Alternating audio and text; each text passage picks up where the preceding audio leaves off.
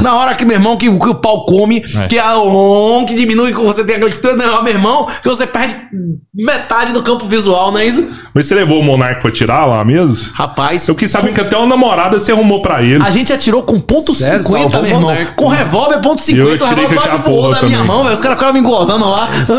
Meteu-lhe tiro de fuzil da zorra toda. Mas só o revólver ou você tirou com a BMG também? Não foi eu que arranjei a mulher, não. Mas eu soube de uma conversa desse que ele tá botando um pocano lá.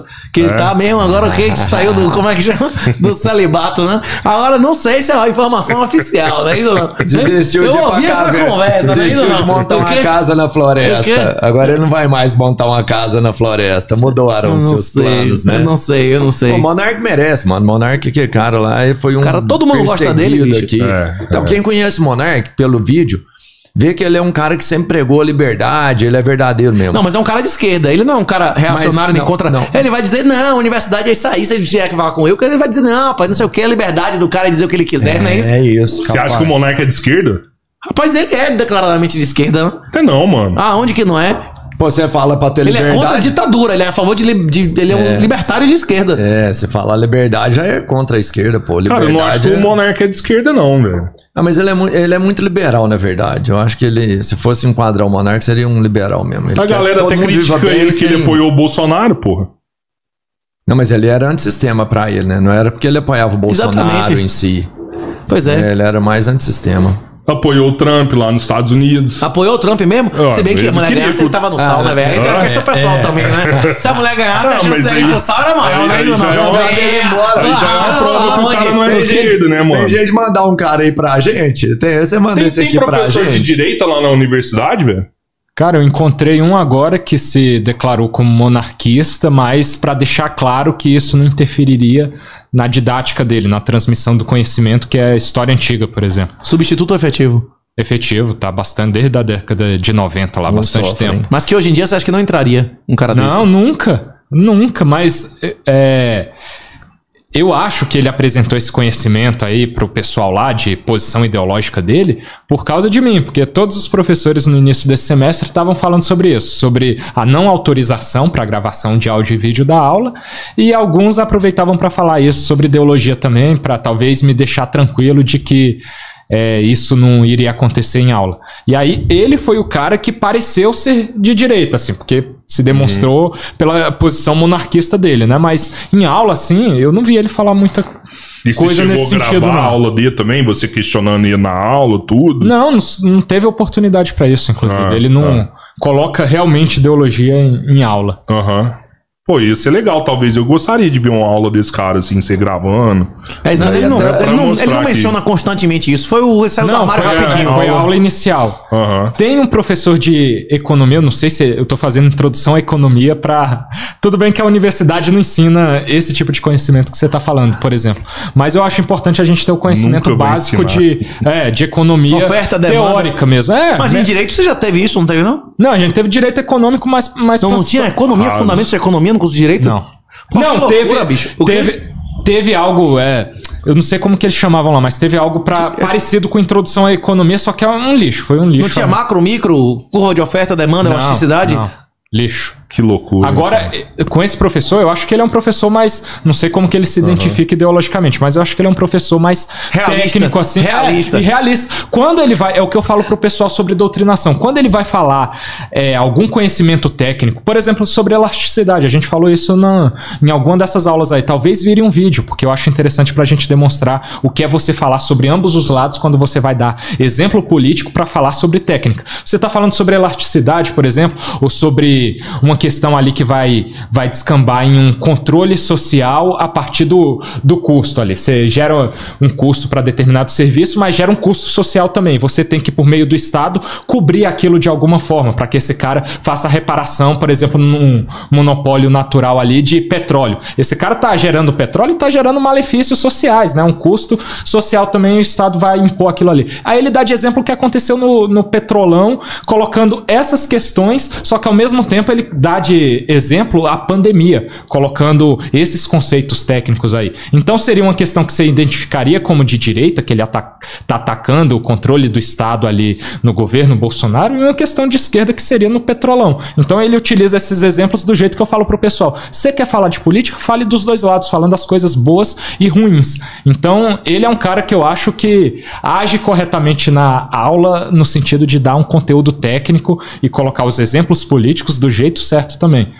Mas é raro, cara. Raríssimo a gente ver professores adotando essa postura mais imparcial ou se declarando de direita em algum sentido. Raro. E quando seus colegas... sente à vontade pra ser de esquerda lá quando só. Seus colegas de turma, tipo, participam de uma aula de um professor desse, que vê que tem uma neutralidade lá, que não tem nenhum viés, e depois vai pra outra aula toda enviesada, pô. Os caras não chegam a conversar com você, tipo, pô, Wilker, tô vendo que você tem razão, cara, eu também tô achando absurdo isso tá rolando. Tem uma galera que me apoia, assim, mas são de outros cursos, não? Eu vi um cara da agronomia te apoiando. Eu vi um cara da agronomia. Eu nem sei se é agronomia, mas eu vi e falei, isso deve ser agrônomo. Só pode, que tava te apoiando lá. Porque tava um jeito mais cowboy, assim, de botina e tal. Falei, deve ser agrônomo. Ou veterinário, né? Ou veterinário também. Mas essa introdução à economia mesmo é matéria obrigatória, apesar de não ser pra gente da história, pra muitos cursos. Então, a nossa sala lá de introdução à economia, eu acho que pelo menos no começo tinham 120 alunos lá. A sala nem comporta esse tanto de gente. Teve vezes que a gente teve que buscar, lá no anfiteatro, a gente teve que buscar cadeira de fora, porque os anfiteatros lá da UNB, do ICC mesmo, que é o prédio principal ali, é um lixo completo, destruído, não é manutenido, parece que desde quando se criou aquela UNB, várias carteiras quebradas mesmo ali, absurdo, aí você tem que buscar carteira de fora ali pra tentar colocar lá no espaço que sobra. Mas é uma sala bem diversa assim, e lá eu não senti tanta uma opressão, uma coerção daquela comunidade pedagógica ali de introdução à economia em relação a mim e ao professor. É uma galera mais aberta, tanto é que muitos vêm me apoiar mesmo. Hoje eu tava conversando com os camaradas que gostam muito de você e sabiam que a gente ia fazer esse podcast hoje aqui, porque eu divulguei pra caramba nas minhas redes também. Aí estavam conversando lá, pô, vou tentar ir no evento lá do Renato 38, o cara é da hora demais, o papo de vocês com certeza vai ser legal e a gente vai assistir lá. Inclusive eles devem estar assistindo aqui. Um abraço pra vocês, mas rola um apoio de poucos assim, mas quando são esses cursos menos doutrinários, tipo economia, tem uma questão mais técnica assim, em relação tanto ao professor quanto à turma. Pelo menos é a minha experiência nessa matéria, que é a minha primeira com essa galera mais alternativa em relação ao padrão de esquerda. Mas em humanas e sociais, a esquerda domina completamente, e o ambiente da cultura universitária, o que eu chamo de cultura universitária lá, que te impõe esses comportamentos o tempo todo, eles te direcionam o tempo todo para se sentir à vontade com comportamento de esquerda. Qualquer coisa que esteja dentro do espectro de esquerda. Agora, para você fazer qualquer coisa alternativa a isso, que rompe com esse pacto deles, você é perseguido em algum nível, você é ostracizado, você é colocado de canto, você não faz parte de nada, você não tem acesso aos benefícios acadêmicos mesmo, de fazer um projeto básico de iniciação científica. Tem os PIBICs lá. E a maioria das pessoas, eu tô num momento de vida para fazer isso mesmo. Eu tô melhor estruturado, assim, para não ter que passar por certas coisas, tipo pegar um ônibus com essa galera. Felizmente eu tenho um carro. Tipo, ser necessário que eu faça um estágio da universidade mesmo com essa galera para ser remunerado. Pô, isso ia ser um inferno e eu não ia conseguir. O ônibus ia ser um inferno. Rasteira, um empurrãozinho na saída, hein? E eu não ia conseguir esses projetos para tirar uma bolsa lá, por exemplo. Então você, é o que você tava falando, se você lamber esses caras aí, você vai chegar lá na docência, meu amigo. Você vai começar no projeto de iniciação científica, aí depois vai ser selecionado pro mestrado. Lambe não chega, viu? Porque a concorrência da lambeção, isso, agora se você lamber e for uma mulher bonita, a chance aumenta umas 20 vezes, né? Tem isso, né? Você tem que ser um bom lambedor, né? Mas a grande moral da história é, se você não for um lambedor, não tem espaço de nada pra você ali dentro. Então a cultura universitária te impõe o tempo todo você ser de esquerda. Se não for, meu amigo, se prepare pra desde as consequências mínimas às máximas. É um antro de comorbidade, de conformação ali. Você acha que tem uma galera que, de verdade, na sua sala, que você é um cara gente boa, inteligente, que as pessoas deveriam estar próximas? Você acha que tem gente na sua sala, por exemplo, que acha que você tá certo e tem medo de ser excluído? Tipo assim, você tá ligado? Porque... O cara que apoia na cocô. Então, velho, eu te apoio, mas não conte a ninguém. Isso, não rola isso, não? Entendeu? Porque Cara, foda, tem mano, esse ser pessoal que vem ferroado, falar né? comigo, tem uns que falam publicamente, outros falam de forma tímida, e aí dá pra sentir isso. O cara que tá tímido ali, ele não vai me apoiar em aula, mas ele, pô, Will, que legal que você faz aí, parabéns, tamo junto. Existe grupo de estudo bíblico dentro da universidade? Ainda tem o Esses pessoal que caras faz são os cultos do submissos a meio-dia. comunismo, não é? Cara, os caras de hoje mesmo que vieram falar comigo, da agronomia, estavam me contando uma história lá de que recentemente eles estavam descansando no ICC ali, no pavilhão de cima, porque lá você é meio que obrigado a ficar o dia inteiro lá, porque você tem aula em horários Horrível, tipo... né? O primeiro horário da manhã, de 8 às 10, aí você tem o 11 terceiro e o horas. quarto da noite. O 8 Você e vai pra 50 casa a pra 10 e voltar meia. hoje como Pois azul, é. né? Aí o cara mora lá no entorno aqui do DF, em Lusiânia, 80 km pra cá. Esse cara vai voltar pra Lusiânia pra passar a tarde lá e voltar pra cá à Jamais, noite? Sendo jamais. que a maior parte desse percurso ele vai ficar em transporte público? Não vai. Então os caras ficam enrolando lá na medida do possível, né? Se não dá pra ficar Vai no pra CA, biblioteca, qualquer coisa. Fica nos corredores ali. Aí ele tava num desses corredores ali que dá perto de um anfiteatro desse que o pessoal tava fazendo culto ao meio-dia. E aí era um culto... Não era um culto, na verdade. Era tipo uma missa lá, tinha um padre. E aí alguém foi... Uma dessas histéricas de esquerda aí foi gritar lá, você é um fascista, alguma coisa, tipo, repreendendo o cara Caralho, mesmo por ele tá lá fazendo um evento religioso. Pô, isso E é aí crime, eles- né não, Renato? Você é policial, isso é crime, né não? Intolerância, Não, é. intolerância Dá pra religiosa, enquadrar. A pô. regra nesse país é legalidade e legalidade. Ah, não, Renato, não é crime. A gente é vai cair crime, nessa questão pô. filosófica, mas É se você crime. tiver Para os lá amigos, para os prender em amigos, flagrante, é para os crime. amigos Tudo, né? e os inimigos. Não, Renato, mas Pois é a força da lei. é crime, não é? Na lei, se a lei fosse cumprida, Seria. se a lei fosse cumprida, Sim. um lugar desse nem existiria. A maioria dos professores aí não teriam terminado nem a graduação, né? Isso... Rapaz, você acha que se você fizesse o Enem decente, a maioria dos professores da universidade hoje passavam, velho? Pois é. É isso que a gente tá falando, cara. Você acha Você que a só maioria vai dos- chegar na Você docência acha que a se maioria dos você seus fizer parte da professores... bolha. Você acha que a maioria dos Só. seus professores sabe arranjo, permuta e combinação? Ah, pouco provável. Esses caras não passariam uma prova de vestibular séria, velho. A maioria dos professores universitários do Brasil hoje não passariam uma prova de vestibular decente, velho. Não, e fora isso que você O tá quê? falando que é exato, no conhecimento humano, social ali, que é boa parte da... É a maioria da parte, a maior parte da prova, inclusive, você vai ter toda uma doutrinação, um enviesamento ali para um pensamento que coloca o etnocentrismo mesmo na questão social como a base de tudo. Então você tem que baixar a cabeça pro pensamento ideológico dessa galera já no ingresso no vestibular. Você pode ver, história não é um conteúdo materialmente de história. Nada, é só opinião e ideologia.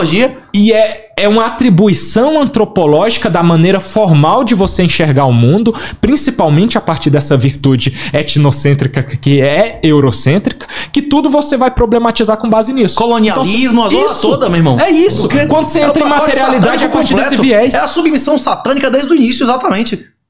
É isso. Então, o próprio vestibular, que eles já iriam mal nessas questões exatas que não tem como você relativizar, nessa parte, eles estão fazendo toda a lavagem cerebral pro cara já entrar enviesado nesse sentido. Porque ele passou um ano estudando desde, tanto anteriormente a educação básica inteira, quanto a preparação mais séria no cursinho ali, com essas bases. Você acha que esse cara não já vai estar com a mente propensa para receber o que o movimento estudantil vai colocar lá? Porque eles dizem adorar a horizontalidade de Paulo Freire, mas tá cheio de hierarquia lá. Quando você vai tentar fazer o certo, por exemplo, que é questionar numa sala de aula com todo respeito, aí é hierarquia. Aí o cara diz que é capitão de mar e guerra, eu sou marujo, ele é o general, eu sou soldado, e isso acontece quando você ingressa lá também. O cara é o veterano, ele que vai te instruir ali no ambiente universitário, você é o calouro. Então, esse cara vai estar todo submisso desde o pensamento que ele tinha estudando para a prova do vestibular e do Enem, até quando ele entra lá e esse veterano safado, a maioria das vezes, de movimento político, que tá no movimento estudantil, que é vinculado à porcaria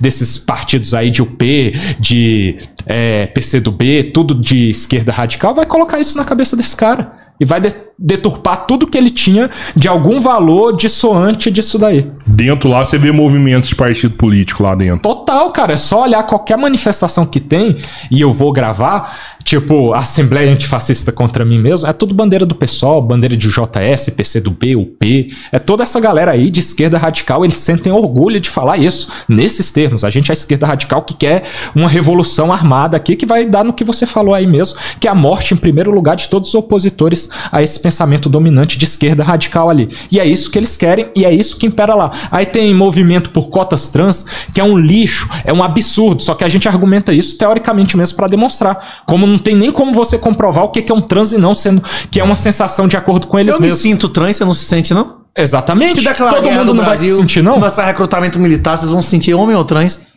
Eu sou Michele na hora. Se você for preso agora, você pois vai é. dizer que você é homem ou mulher na audiência de custódia? É mulher na hora, Você né? viu Muito um vídeo? fácil. Você viu um vídeo do policial prendendo um moleque, né? E, pá, qual que é o seu nome? Maria Eduarda Rosa. O cara macho, né? Com nome e a porra tipo você, né? Aí ele falou assim, como?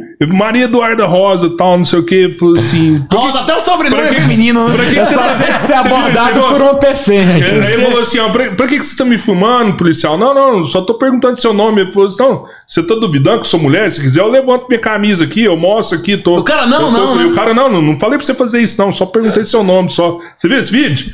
Cara do céu, que loucura, velho. Que Pois é. loucura. E aí você vai ver o que tem lá nesses movimentos aí. É só bandeira de partido político de esquerda. São só políticos de esquerda mesmo que vão lá fazer palanque e tem voz pra falar. Aí eu fui lá com o meu megafone tentar falar, né? Porque não me deixam falar e eu tenho que falar no megafone. Ninguém me dá um espaço democrático pra ter oportunidade de argumentar o meu pensamento. E Que não é o Pol Pot fez deles, que eu com esse devia ter o pessoal? direito disso. Pol Pot, quando ascendeu ao poder com o apoio dos comunistas, dos trans, dos... Ele fez o que com esses intelectuais depois? Matou todo mundo, não é isso? Matou? Stalin matou todo mundo, Napoleão cortou a galera, todas as revoluções são assim, não é isso? Sim, Deixa eu te perguntar outra coisa aqui. Os idiotas úteis, meu irmão, os caras usam e descartam, não é isso? exato. Só Você servem que é um aquele intelectual, propósito. vocês dois. Em Cuba tem movimento trans? Já era, né? Pois Hein? é, né? Eles fazem o que com essa Acabou, galera lá? De Che Guevara e todo o seu... Acabou. E lá na Coreia do É. Norte, será que tem movimento trans? Pois é. Tem movimento eunuco, Por que, né? que essa galera não vai fazer a militância dele Vai lá. nesses países que eles apoiam, Pois é. né? Ó, Fica a pergunta dois aí. caras que sabem muita história aí, vocês dois aí. Vocês acham que existiu o Holodomor? Esse dia eu tava conversando com um comunista e falou que não rolou nada em Holodomor. A fome lá de Stalin, aquela parada toda ali, que Eu não nada tenho daquilo... conhecimento. Nada daquilo existiu. Rapaz, se você conversar com pessoas que viveram na Ucrânia na época, eles vão fazer relatos brutais, inclusive de troca de corpos por pão, porque o pão matava mais rápido do que o corpo, não é isso? Tipo, houve troca de corpo por pão. E houve retirada de alimentos de várias.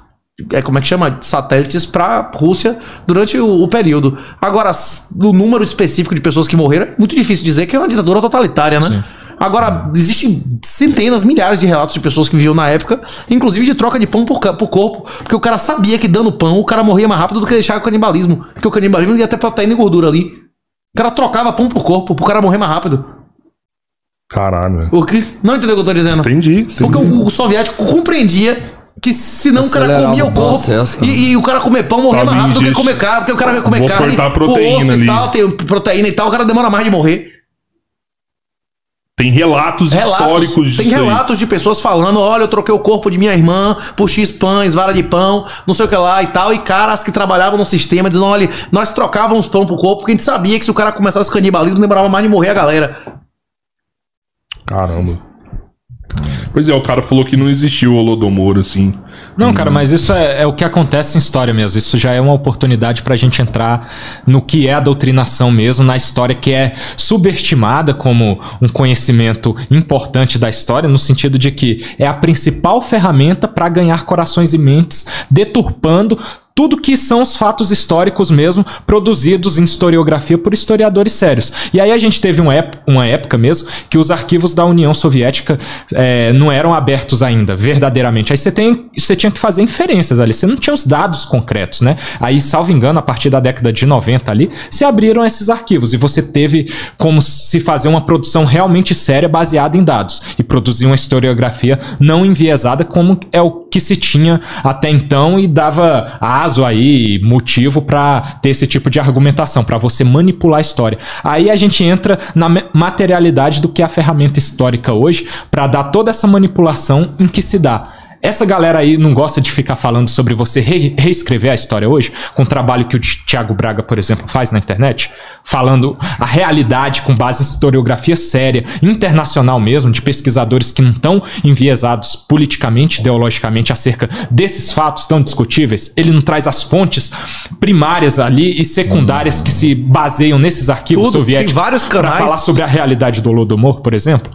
Essa realidade tá aí. Aí o que essa galera faz? Inclusive vai estar no vídeo do professor de História da África que não saiu ainda, que a gente está discutindo lá revisionismo histórico. Porque ele fala sobre ser importante a gente produzir um conhecimento onde se reescreve a história para aperfeiçoá-la. Mas em aulas anteriores mesmo que estão no meu canal aí, ele critica o que ele chama de revisionismo histórico. O que a gente acredita ser virtuoso... Tem que ver se é revisão baseada em opinião ou revisão baseada em fato, né? Se o cara levantar mais fatos é uma coisa, agora a revisão baseada na ideologia e imaginação do cara é brincadeira, né? É o que a gente tá falando aqui. Pra ideologia de esquerda, você reescrever a história aperfeiçoando ela, por exemplo, colocando hoje tudo que se construiu de pensamento a partir do conhecimento europeu como eurocêntrico, é interessante. Você reescreve a história aperfeiçoando. Agora, você fazer uma reinterpretação dos fatos, aperfeiçoando eles com base em dados históricos que surgiram a partir da reabertura dos arquivos soviéticos, por exemplo,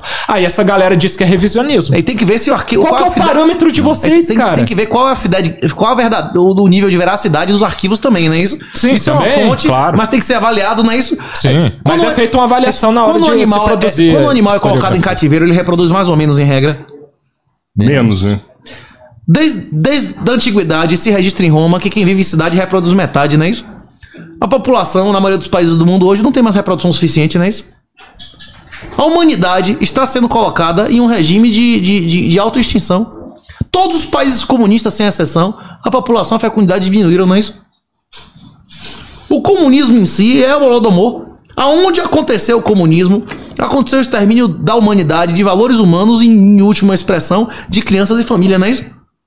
Não é isso que aconteceu em todo lugar que veio o comunismo ou não? É isso, o mundo inteiro, o Estado está crescendo, e a consequência do Estado explodir, entrar na intimidade de homem, mulher, de pai e filho, e da capacidade do homem ser homem, se prover para sua casa, é a destruição de famílias estruturadas e a destruição da fecundidade, não é isso? Sim. Mas eles falam que, por exemplo, em 29, quando teve o crash da Bolsa, foi um momento que o comunismo cresceu muito no mundo, assim, porque socialistas, comunistas aproveitaram aquela oportunidade da crise do capitalismo para eles falar, ó, agora a gente vai avançar o nosso projeto. E que provavelmente vai ter outro crash do sistema. A gente até conversou isso uma vez com o Faca, né? E quando esse crash do sistema acontecer, que tá próximo, né? Os Estados Unidos devendo demais, tudo, provavelmente o comunismo pode avançar nesse momento. Só existe paraíso fiscal porque existe inferno fiscal, não é isso?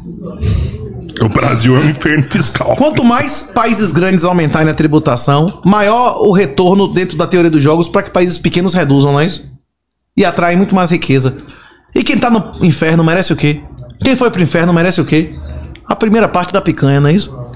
Você quer estar no paraíso ou no inferno? A decisão é sua, não é isso? Só existe paraíso fiscal porque existe inferno fiscal, não é isso? Se o tributo fosse igual em todo lugar, não existia paraíso fiscal. Você concorda comigo ou não? Sim. Tem ou não? Sim, sim. Vai piorar a situação em algum lugar e vai melhorar em outras.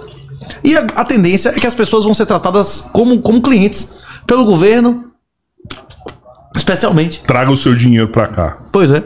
Traga o seu Bitcoin pra cá. Tem 500 mil de brasileiros na Flórida. Você acha que vai ter mais ou menos daqui a 10 anos? Eu acho que vai ter mais.